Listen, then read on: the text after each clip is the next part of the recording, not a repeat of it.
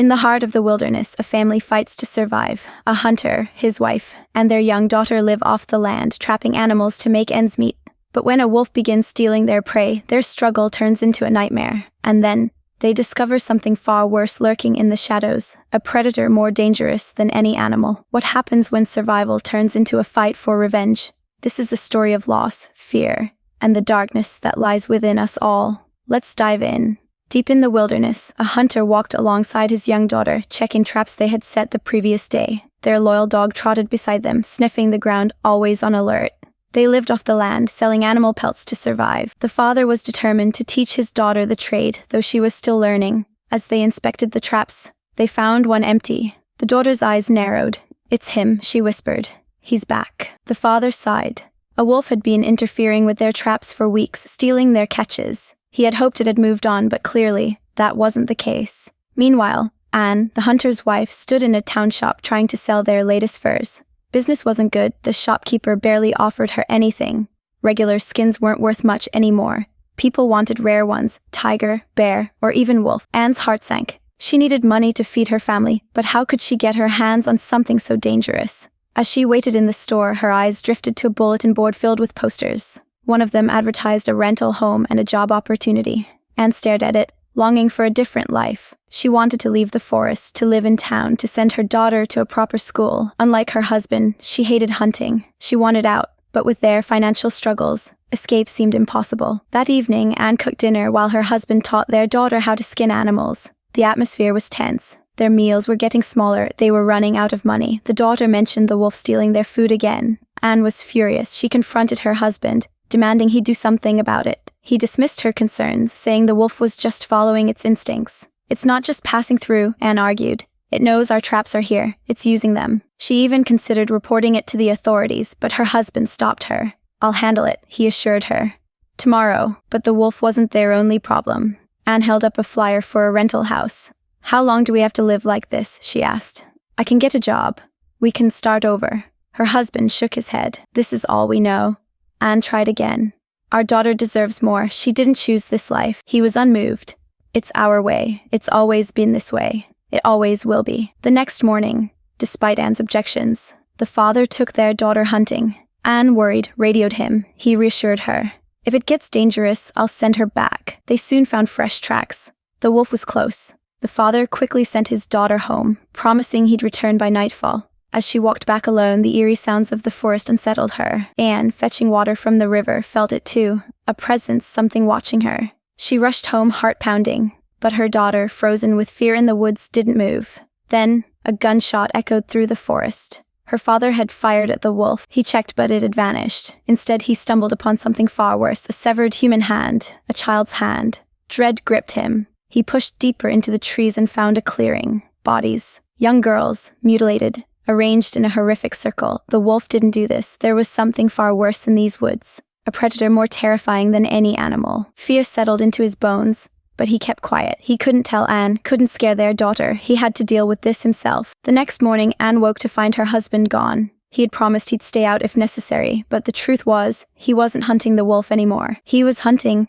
the real monster. Later that day, Anne and her daughter went to the river. The girls searched for their missing dog. That's when the wolf appeared, emerging from the trees. Anne screamed, startling the animal, sending it running. But their dog was still out there. Determined, Anne grabbed a rifle and went searching. What she found shattered her. The wolf had killed their dog. Heartbroken, she carried its body home but lied to her daughter. "Your father will find him." Now this family was caught between two deadly hunters. One was the wolf. The other was something far worse. Days passed. Her husband neither returned nor called on the radio.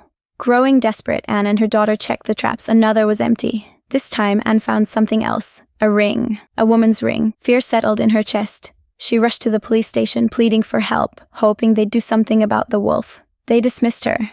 "Not our jurisdiction," they said. "It's just an animal." Anne knew better. The real danger wasn't the wolf. That night, she and her daughter ate the little food they had left. The radio crackled. A voice faint and unclear. Anne tried to respond. No answer. Then, a distant scream from the jungle. Anne grabbed a rifle and ran toward the sound. She found a wounded man, barely conscious, begging for help.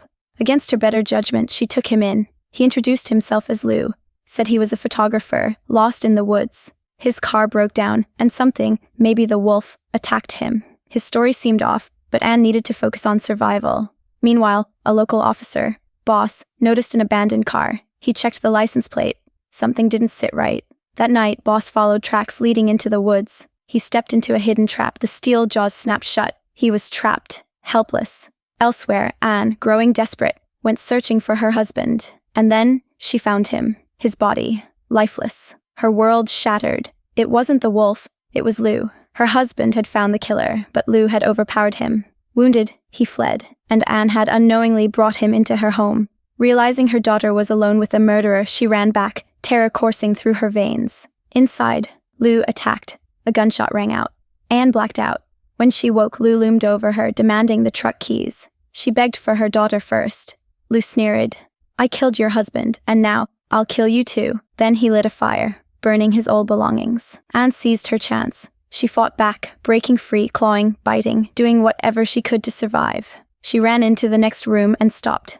Her daughter's lifeless body lay there. Lou had killed her too. Something in Anne snapped. There was no more fear, no hesitation, no mercy. She subdued Lou, strung him up like an animal, and did what she had to do. She skinned him alive. By the time the police arrived, Anne was sitting outside, clutching his flayed skin in her hands. She tossed it to them, silent, empty. Inside, Lou was still breathing. Barely. Anne sat, the music from Lou's own headphones still playing in her ears. She suddenly stopped it.